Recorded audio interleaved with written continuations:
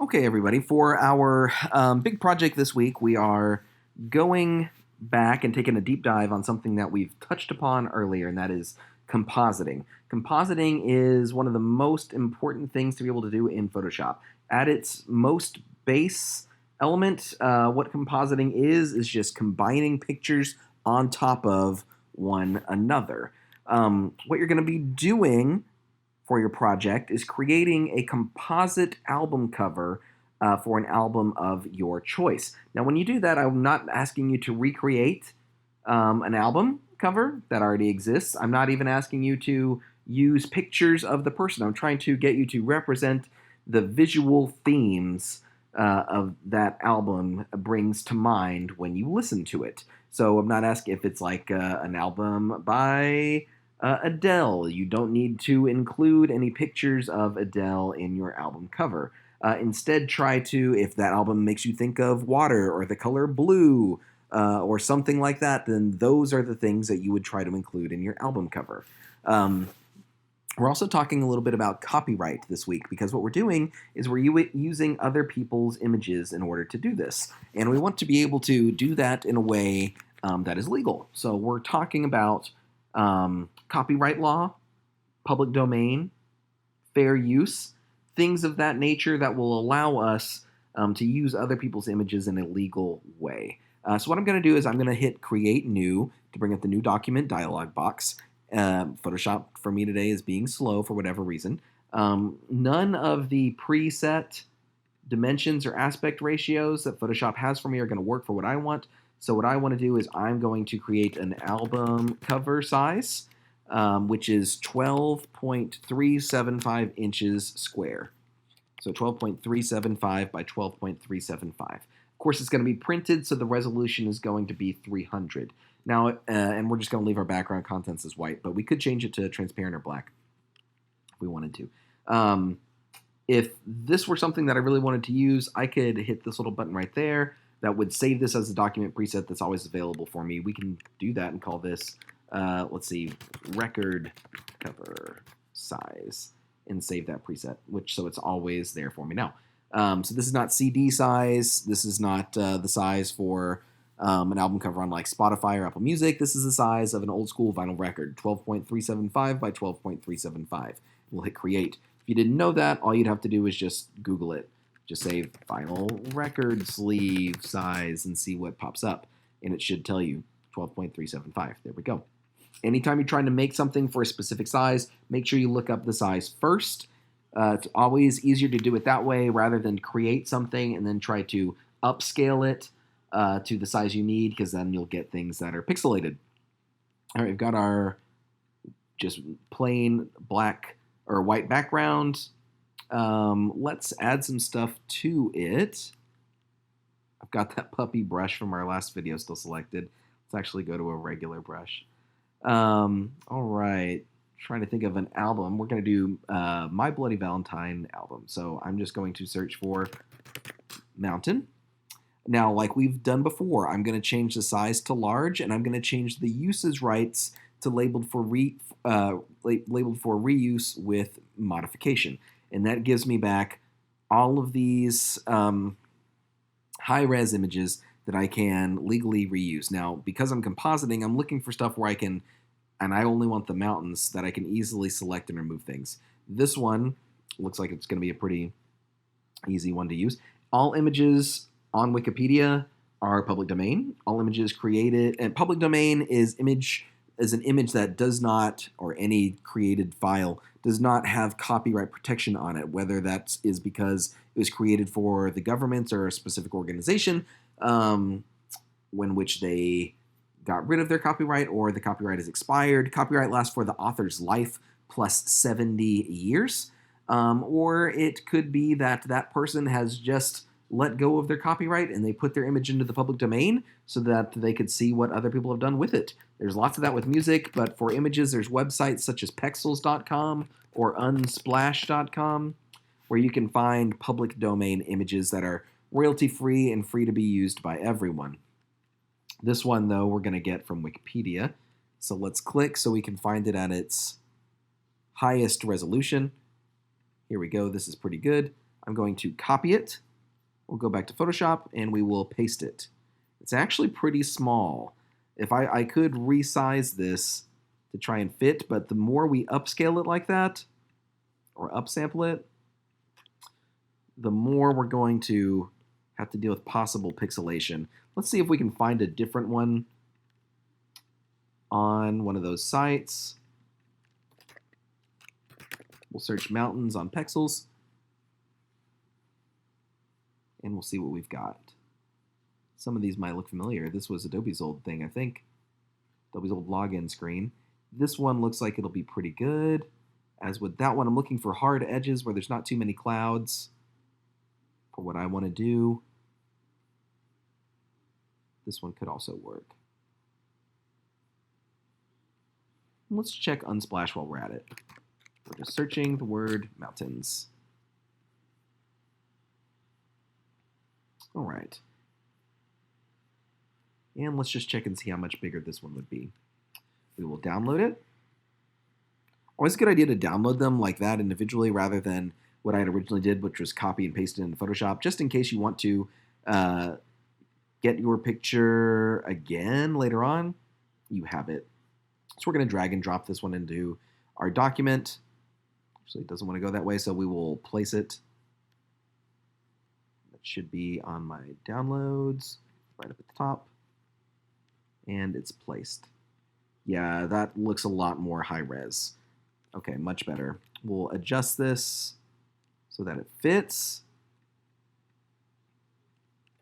I'm going to hold shift and stretch it to make those mountains a little bit taller. There we go. All right, so like we've been saying, this is a composite, which is a blend of multiple images together. So what I want to do is I'm going to get rid of the sky. We're going to add in something else. So I'm going to use my quick selection tool to try and get a good selection. It might be easier in this case to select the sky. That was pretty fast. We'll zoom in. We can fine-tune our selection. Holding Alt, using the quick selection tool. Sometimes you can also try things such as select subject in Photoshop. That does a pretty good job. Let's see. But the quick selection tool did a bang-up job for us first time through. What we're actually doing is selecting the sky. So I'm removing the mountains from my current selection. And then we're going to go into Photoshop and we're going to tell Photoshop we want the opposite of what our current selection is, or what Photoshop will call the inverse. So I'm holding Alt, but you can come up here and adjust it manually that way in your options bar to make sure that you want your quick selection tool to work the way that you want it to. Okay. There might be a couple spots that are not perfect, but this is pretty close to being a perfect selection of the sky. And what I'm going to do is I'm going to say select inverse. Now I have just the mountains. We're going to remove this. So if I just hit the mask button, it gets rid of that, and I just have the mountains there. Now, let's come back over here. Let's get rid of that. Let's go back to Google Images. We still have our search parameters there. I'm going to search for Aurora Borealis. Large, labeled for reuse with modification. And I'm just seeing what I can get. Now, actually, let's change this to labeled not filtered by license at all. And you can see that the images that we're getting are a lot more interesting. And that's because these are images that have copyright protection on them. Let's actually open this, and let's open it in a new tab. Now, technically, you can use other people's copyrighted material so long, and that one's actually pretty small, but we're only going to use a little bit of it, so it'll be okay. If you only use just a little bit of it and you change it so that it no longer resembles the original.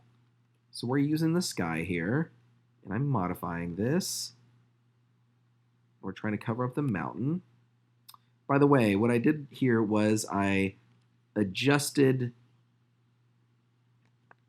the placement of it in my layers. I dragged it beneath the mountain layer so that we could see the mountains on top of this. So that kind of resembles the original. So what I'm going to do is I'm going to pull up my adjustments, window adjustments. Let's actually drag them up here so we can dock that panel. Get rid of the libraries panel because I'm not really using it right now. We'll pull up our layers. Here we go. What I'm going to do is I'm going to pull up a hue saturation adjustment layer, clip it, use a clipping mask to clip it to that layer.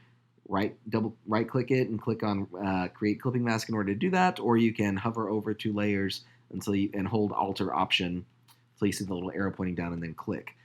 What I'm going to do is I'm going to adjust the hue of this, desaturate it a little bit, and let's also put a blank layer above it. We will also clip this to it. We'll go to our gradient tool. We'll do a rainbow gradient. We'll put this on top of it as well. Change the blending mode to color. Knock the opacity way down. What we're doing now is we are trying to make this so that it does not resemble the original image. If it was still not quite there, we could just search for, let's see, Starry Night. Hopefully we won't get the Vincent van Gogh. Of course we are. Let's see. Here we go. And maybe we can find one that has some stars that we can overlay on top of it, just to further change how much this resembles the original. So in order for something to be considered fair use, you have to do one of a couple things. Use it for educational purposes, which we're doing right now. It could be satire. It could be something that in which you've only used a little bit of it. Something where you've only used a little bit of it. Or it could be something in which you've changed it substantially to the point where it no longer resembles the original. Gosh, we're not really getting much here. Let's change this to Galaxy Photo.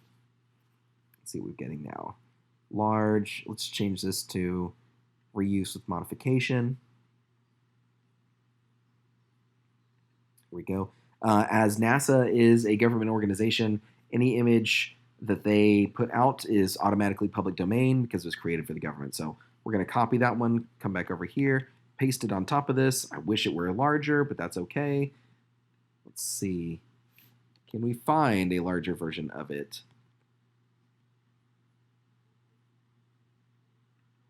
Maybe this one? Space butterfly. Copy this. There we go. I think this is going to be a lot bigger. Paste it. Perfect.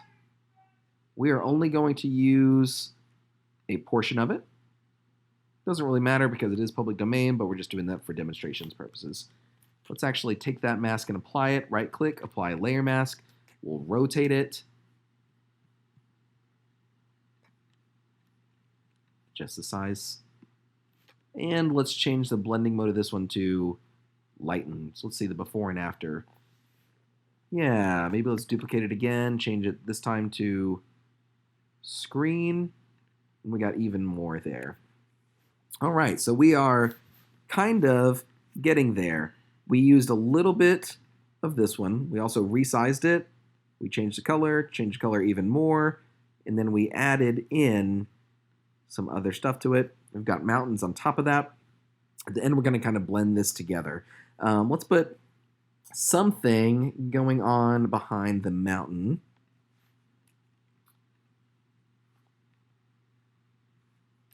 Let's see. Let's find a picture of a hand.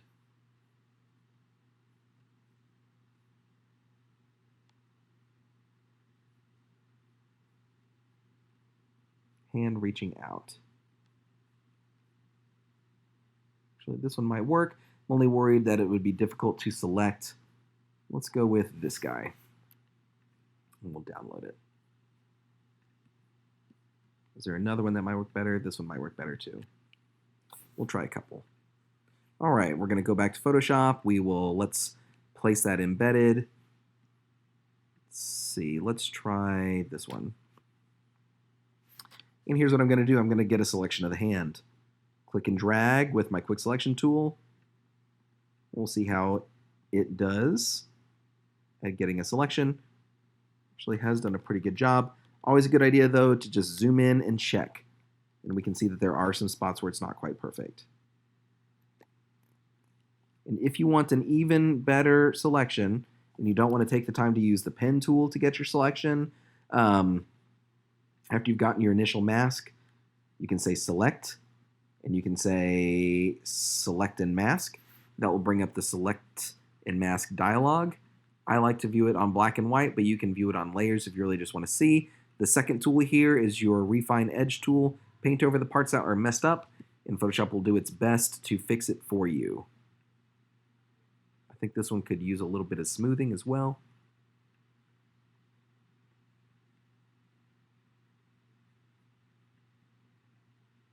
And we're just kind of trying to clean up the selection that we've got here. Sometimes it'll work, sometimes it doesn't. The size of your brush helps a great deal when you're doing this. We'll say okay. We'll zoom back out. And so we've got that hand reaching down. I also thought about maybe flipping it vertically and having it coming from maybe behind the mountains. I'm not sure which one I like better. I actually do feel like I liked it better coming from the sky. We'll put a little bit of stars on it. Okay, so let's move that down. When you start to get this many layers, sometimes it's a good idea to put them in different groups. So I could select all of these layers, hold shift, click on the group icon, which would put them in that group. That is the Aurora Borealis, so we could just call this colorful background. The hand's not doing really anything, so we can just call that one hand. Let's see, what is this one? That's more of the background, but it needs to be on top of the hand, so it can't be in the group. And then this one is just the mountains. So I've got a whole bunch of pictures that I've utilized here. They're not all working perfect, so I would probably want to adjust them in order to make them look a little bit better. We can make adjustments overall by just putting adjustment layers at the top of everything. Those adjustments will now apply the same effects to all of the images in your document now. As you've probably already noticed, I always normally like to do color balance for one of those. I feel like it does a pretty good job. Curves is another good one.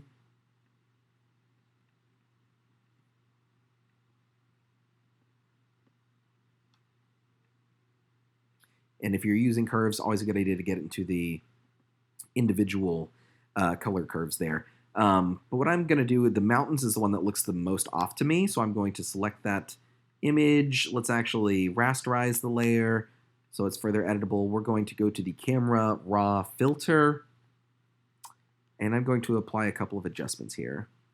I'm going to add clarity, and I'm looking at this spot right there, which is what looks a little bit strange to me, and I'm just applying the dehaze filter. And we'll make the blacks come out a little bit, shadows come out, and we'll pull exposure and contrast there. And if it's still just dark right there, you could even go to your adjustment brush and paint on adjustments. So we can, let's see. Oh, don't show me the mask. There we go. It was showing me where I was painting. We'll turn on clarity just so we can kind of see. That should help it. Let's see now if we pull shadows down on that brush, we can really see what we're doing. We can go back to everything, pull shadows up a little bit just to see a little bit more detail and say okay. Yeah, okay. Now I'm liking this a lot better. If I wanted to adjust just the mountains though, we could make them just a little bit brighter. I use curves. I clipped it. Let me show you how I clipped it. Do that a little bit slower. Added a curves layer, right click, create clipping mask, and I'm just going to brighten up just the mountains there. I'm also going to take one of the Aurora Borealis layers, like this. I'm going to duplicate it, put it on top of the mountains, right over here. Let's move it down some. And I'm just going to change the blending mode of this to color and knock the opacity way down, add a mask to it, and we'll do a black to transparent mask, and we'll do a linear gradient. And all that's doing is just adding a little bit of those same colors to our mountains there. So if I wanted to call this done, the only other thing I would need to do would be to add some text to it. I would go to my type tool here, horizontal type tool, and we can add whatever type we would want. I'm going to type it out. I do feel like that represents my album.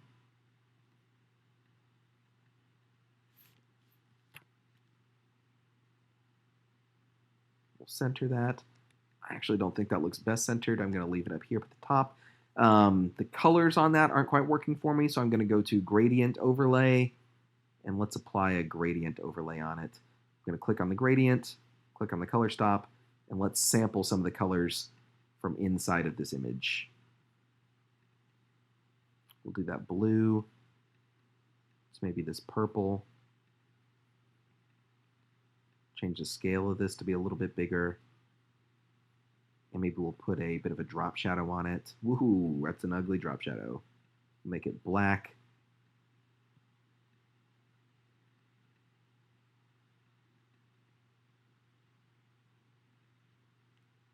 Okay, so we're just adjusting this to be how we think it should be. We could, of course, add a stroke to it. The last settings, when it keeps it, are always interesting to see what it does. Let's keep it as just a white one there. All right, I think that looks okay. What I'm actually going to do is pull up my styles. I'm going to save that as a style. We'll call this MBV style. Say okay, and we'll put the name of the album on there next. Just call this. Put that right underneath it. It's automatically spacing it for me. If I want to apply that style, I pull my styles back up, find the style. That's the one we just made. If you're not sure which one it is, you can hover over it. It will tell you the name, and you can click it, and it will automatically apply it. There we go. If I was done with this one, I could save it as a JPEG. I would encourage you to always save yours as a PSD first. I would probably apply a couple more adjustment layers on top of everything here before I call this done. Here's a gradient map one. We'll knock the opacity down to like 5. And all that does is just blends everything in together. So go ahead and first save it as a Photoshop document. We'll save it over here. Call this album cover in progress. And then once you're done, save it as a JPEG. What I'm actually going to do though is export it. So we'll hit export, file export, and then export as. No real reason here other than whenever you're doing the Photoshop certification exam, it oftentimes has you export things in certain ways. So we'll export it as JPEG. Gives you a little bit more options here. You can have your quality, you can have your specific size, you can scale it down, make sure it's sRGB for your color profile, and we will import some copyright info. Say export all, and then it will let you save it. We'll say album cover. We're going to put it here, and save. We'll wait for it to be done. And there we go. We just made our composited album cover using all legal images. So to create this composite, we blended in multiple pictures on top of each other. We used some images from the public domain, which you're able to use for free without asking anybody or giving any attribution. But then we also took bits and pieces of other images and changed them substantially so that they no longer resembled the original, and that would allow our usage to be considered fair use. So that is our project for this week, is to create a composited album cover, trying to represent the themes of an album of your choice. That's it for this week.